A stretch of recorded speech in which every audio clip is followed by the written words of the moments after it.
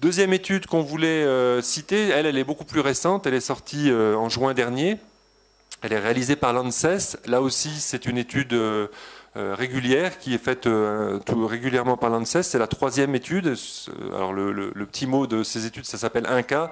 Donc c'est l'étude individuelle nationale des consommations alimentaires. Donc là, on est vraiment sur un focus alimentaire très clairement. Et cette étude, donc troisième édition, c'est la première fois que l'ANSES propose des questions sur la bio. Sur 1K1 et 1K2, il n'y avait pas de questions, donc on ne peut pas comparer, mais en tout cas, c'est intéressant.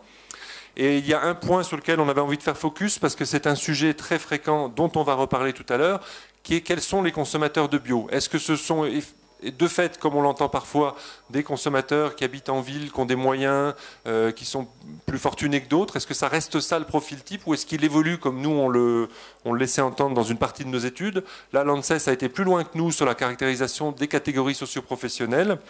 Cette étude a été citée d'ailleurs par certains cet été, pas forcément complètement, puisque notamment ce graphique sur dans les différentes catégories socioprofessionnelles, quelle est la part de consommation bio, sachant que pour être caractérisé consommateur bio au sens de l'ANSES et de cette étude en 1K, c'est assez, comment dire, il faut vraiment consommer beaucoup de produits bio, c'est-à-dire qu'on considère qu'un consommateur bio rentre dans cette catégorie si pour au moins une des catégories de produits qu'il consomme, il consomme majoritairement ou totalement en bio. Donc vous voyez, c'est quand même, c'est pas nos 90% tout à l'heure de Français qui disent une fois de temps en temps je consomme un produit bio. C'est vraiment des gens qui sont assez investis là-dessus.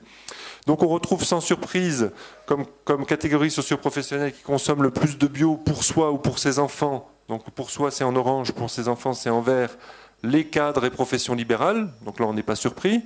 Entre guillemets, si je peux dire, à l'autre bout de la chaîne, sur ceux qui consomment un peu moins de produits bio, donc autour de 20% pour eux ou pour leurs enfants, on retrouve les ouvriers. Donc là, on dit, bah oui, ça confirme bien, c'est une question de revenus.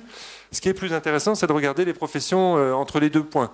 Puisque la deuxième profession en France qui consomme le plus de produits bio, à 50% pour leurs enfants et à plus de 40% pour eux-mêmes, ce sont les agriculteurs. Après, on va retrouver des retraités, des professions intermédiaires. Donc on voit bien que c'est pas aussi simple que ça, c'est pas juste une question de revenus, c'est probablement une question, à nouveau, comme tout à l'heure, d'attachement au terroir, d'attachement au local, de connaissance des réseaux, etc. Enfin voilà, on ne livre pas toutes les réponses sur là-dessus, tout n'est pas interprétable facilement. En tout cas, je crois que ça corrige un peu cette impression que la question est uniquement financière. On ne va pas nier le fait que les produits bio sont plus chers et qu'il y a un enjeu, mais on voit bien que c'est plus large que ça.